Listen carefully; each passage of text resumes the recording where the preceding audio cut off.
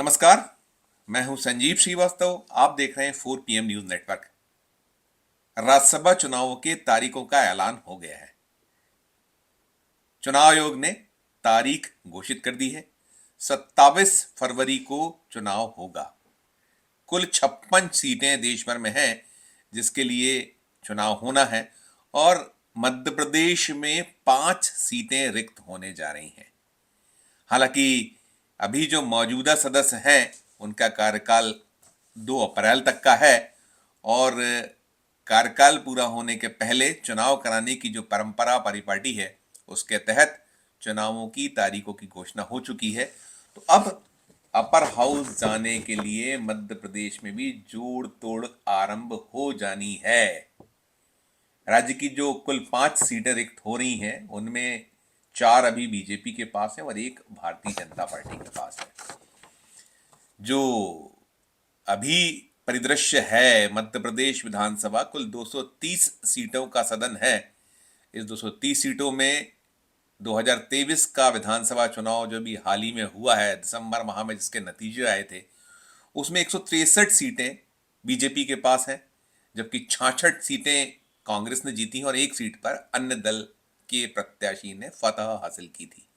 तो जो सीटों का गणित है, सीटों का जो कैलकुलेशन है, उसके मद्देनजर पुनः राज्यसभा की जो रिक्त हो रही 5 सीटें उसमें 4 सीटें बीजेपी के पास जाएंगी और 1 सीट कांग्रेस को मिल पाएगी।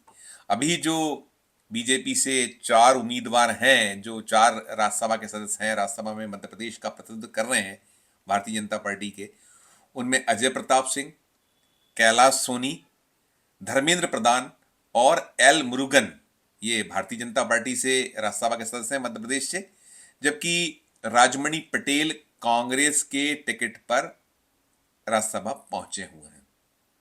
इन 5 का कार्यकाल समाप्त हो रहा है। अजय प्रताप सिंह और कैलाश सोनी दोनों ही मध्य प्रदेश से आते हैं।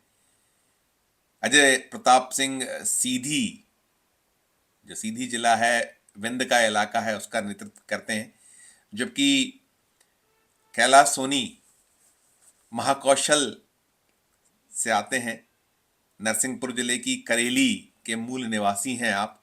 उधर धर्मेंद्र प्रधान उड़ीसा राज्य का प्रतिनिधित्व करते हैं और एल मुरुगन तमिलनाडु से आते हैं। ऐसे ही राजमणि पटेल जो कांग्रेस के टिकट पर राज्यसभा पहुंचे थे, अभी राज्यसभा के सदस्य हैं, वे रीवा से आते हैं, विंध्य क्षेत्र से आते हैं। तो अब जो गणित बन रहा है उस गणित के मान से 5 जो सीटें रिक्त हो रही हैं उसमें बहुत हद तक, जो बीजेपी को 4 सीटें मिलनी है उसमें बहुत हद तक माना यह जा रहा है कि इस बार प्रदेश के नेताओं को अवसर, प्रदेश के जो भी भारतीय जनता पार्टी के कई ऐसे दावेदार हैं जिनकी लॉटरी खुल सकती है। हालांकि सभी 4 मध्य प्रदेश से होंगे, इसकी संभावनाएं बहुत कम है। भारतीय जनता पार्टी मध्य प्रदेश में जो राज्यसभा की सीटें हैं उसमें आमतौर पर अन्य राज्यों के नेताओं को भी उपकृत करती रही है।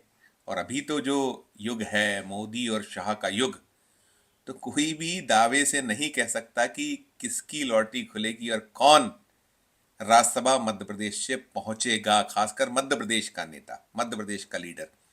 भारतीय जनता पार्टी घोषणा कर चुकी है कि इस बार राज्यसभा के सदस्यों को पुनः अपर हाउस नहीं भेजा जाएगा। नेताओं को संकेत पार्टी दे चुकी है कि वे चुनाव लड़ने के लिए तैयार रहें और नेता तैयारी में जुटे भी हुए। ऐसे ही जो मध्य प्रदेश से अभी धर्मेंद्र प्रधान हैं, उड़ीसा से जो आते हैं, मोदी कैबिनेट में शिक्षा मंत्री हैं और भी विभागों का दायित्व उनके पास है, तो वे भी तैयारियों में जुट गए हैं। 2024 का जो लोकसभा का चुनाव होना है उसके लिए उनकी दावेदारी, उनकी उम्मीदवारी उड़ीसा से सुनिश्चित मानी जा रही है। वे अब की बार राज्यसभा नहीं भेजे जाएंगे, इस बात की संभावनाएं प्रबल हैं। ऐसे ही एल मुरुगन तमिलनाडु से आने वाले भारतीय जनता पार्टी के जो नेता हैं, जो राज्यसभा के सदस्य मध्य प्रदेश से हैं, उनके भी चुनाव लड़ने की संभावनाएं बलवती हैं। कहाँ से लड़ाया जाएगा, क्या होगा, ये तो बाद में आने वाला वक्त जो टिकटें लोकसभा के लिए घोषित होंगी उसके साफ बात साफ होगा कि भारतीय जनता पार्टी जो अपने राज्यसभा के जो मौजूदा सदस्य हैं उनको चुनाव मैदान में उतारने की तैयारी में है। तो किस किस को उतारेगी, कौन कौन मैदान में उतारा जाएगा, ये तो बाद में स्पष्ट होगा। लेकिन हाँ, मध्य प्रदेश में जिस तरीके की संभावनाएं बन रही हैं, दिख रही हैं, सुगबुगाहटें अब शुरू हो गई हैं, क्योंकि आने वाले हफ्ते 10 दिन में जो भी चेहरे हैं, उम्मीदवार हैं, उनको लेकर के जो कोहरा अभी है फिलहाल भविष्य की गर्त में है, उनके नाम सामने आने लगेंगे। और मध्य प्रदेश से एक नाम बड़ा प्रमुखता के साथ लिया जा रहा है और वो नाम है शिवराज। कैबिनेट में महत्वपूर्ण महकमों के प्रभारी रहे, राज्य सरकार के प्रवक्ता जैसी भूमिका का निर्वहन करते रहे नरोत्तम मिश्रा को बीजेपी राज्यसभा भेज सकती है, इस बात की सुगबुगाहट, इस बात की चर्चाएं चलने लगी हैं। और इस चर्चाओं के पीछे वजह यह है कि वे अमित शाह के करीबियों में शुमार होते हैं, वे काफ़ी पसंद करते हैं और लंबे अरसे से वे मुख्यमंत्री पद की रेस में भी बने रहे थे। जब जब शिवराज सिंह चौहान को हटाने की एक संभावनाएं बनती थी या चर्चाएं सुगबुगाहट शुरू होती थी, तब जो भी नेता मुख्यमंत्री पद की रेस में होते थे, दौड़ में होते थे, उनमें एक नाम नरोत्तम मिश्रा का भी चला करता था। हालांकि अभी जब 2023 के विधानसभा चुनाव के नतीजे आए तो बहुत दिग्गज दिग्गज नाम थे जो मुख्यमंत्री पद की रेस में थे और उनमें से किसी को भी वो मुख्यमंत्री पद की कुर्सी नहीं मिल पाई थी और लॉटरी खुली थी मोहन यादव की।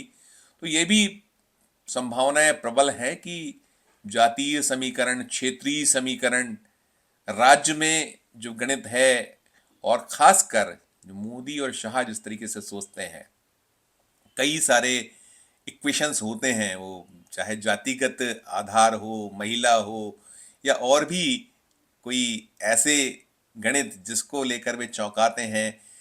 यहाँ ये भी सुनिश्चित माना जा रहा है कि जो 4 सीटें रिक्त हो रही हैं, उन 4 सीटों में संघ के भी ऐसे किसी चेहरे को अवसर मिल सकता है जो बहुत बहुत चौंकाने वाला नाम होगा। कई ऐसे दावेदार हैं, दौड़ में, रेस में हैं, जो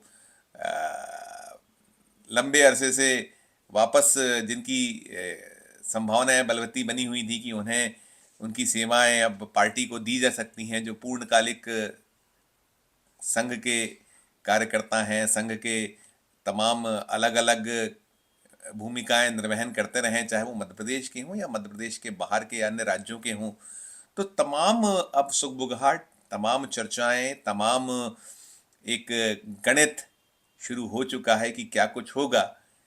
और ये तो बिल्कुल कोई नहीं कह सकता है, मध्य प्रदेश में चाहे जो नेता हैं मध्य प्रदेश के, उनको भी नहीं पता है कि लॉटरी किसकी खुलेगी। लेकिन हाँ, चर्चाएं हैं, राजनीति है तो राजनीति में चर्चाएं होती हैं। और अब जब ये सुनिश्चित हो गया है कि चुनाव 27 फरवरी को हो जाने हैं, 27 तारीख को जो डेट है उसकी इलेक्शन कमीशन ऑफ इंडिया ने घोषित की है, तो इसके मद्देनजर अब बिसात बिछने लगी है, चर्चाएं चलने लगी हैं, संभावनाएं बनने लगी हैं। अभी इसको लेकर औपचारिक बैठकों का सिलसिला शुरू होगा, निकलेगा जो कुछ दिल्ली से निकलेगा, वो जो सुनिश्चित होगा मोदी और शाह उसको तय करेंगे कि मौका मध्य प्रदेश में आखिर किसको मिलना है। उधर कांग्रेस में जो सुगबुगाहट है, कांग्रेस में एक ही सीट है और अभी फिलहाल में जो राजमणि पटेल हैं वो ओबीसी वर्ग से आते हैं। अब संभावनाएं यही बलवती हैं कि जिस तरीके से राहुल गांधी विधानसभा के चुनाव में ओबीसी वर्ग को लेकर या महिला वर्ग को लेकर बात करते रहे थे, तो क्या कुछ निकल कर आता है। जो दौड़ में शामिल नाम या संभावनाएं जिन्हें लेकर चल पड़ी हैं, उनमें ओबीसी वर्ग से जिनकी लॉटरी खुलने की संभावना है, उनमें एक नाम जीतू पटवारी का है, जो मध्य प्रदेश कांग्रेस कमेटी के फिलहाल अध्यक्ष हैं। इंदौर से भी चुनाव हार गए थे, अभी जो उनकी सीट थी 2023 में हारे हैं और उन्हीं के नेतृत्व में लोकसभा का चुनाव लड़ा जाना है और राहुल गांधी के करीबी लीडरों में वो शुमार होते हैं, तो एक नाम उनका है। साथ साथ एक नाम मंदसौर से जो कांग्रेस की सांसद रही हैं, कांग्रेस के लिए लोकसभा में मंदसौर से प्रतिनिधित्व किया है, मीनाक्षी नटराजन का नाम भी चल रहा है। तो तमाम नाम, कयास और अटकलों का दौर अब मध्य प्रदेश में शुरू हो चुका है। लॉटरी किसकी खुलेगी, कौन बीजेपी से जाएंगे, जिनके सीटें जो रिक्त हो रही हैं 4 सीटें, उस पर कौन से चेहरे होंगे वो अभी तो भविष्य के गर्भ में है। और ऐसे ही कांग्रेस के भी जो एक सीट मिलना तय है, उसमें कौन होगा उस एक सीट का जिसकी जिसे भेजा जाएगा, वो सब भी आने वाले वक्त में सामने आएगा। लेकिन हाँ, चर्चाओं और सुख बुघाटों का दौर मध्य प्रदेश में शुरू हो चुका है। चूंकि चुनाव की तारीखें घोषित हो गई हैं, तो गुणा भाग गणित सब लगने लगा है, और क्या होगा क्या नहीं होगा ये जल्दी ही सामने आ जाएगा। इस वीडियो में फिलहाल इतना ही। मध्य प्रदेश का हमारा ये चैनल नया है, इसे लाइक कीजिए, इसे सब्सक्राइब कीजिए, हमारे इस वीडियो को अधिक से अधिक लोगों से शेयर भी कीजिए, और वीडियो के कमेंट बॉक्स में जाकर इस वीडियो को लेकर कमेंट जरूर कीजिए, और देखते रहिए 4 PM Madhya Pradesh, 4 PM national और 4 PM हमारे अन्य राज्यों के चैनलों को। धन्यवाद, नमस्कार।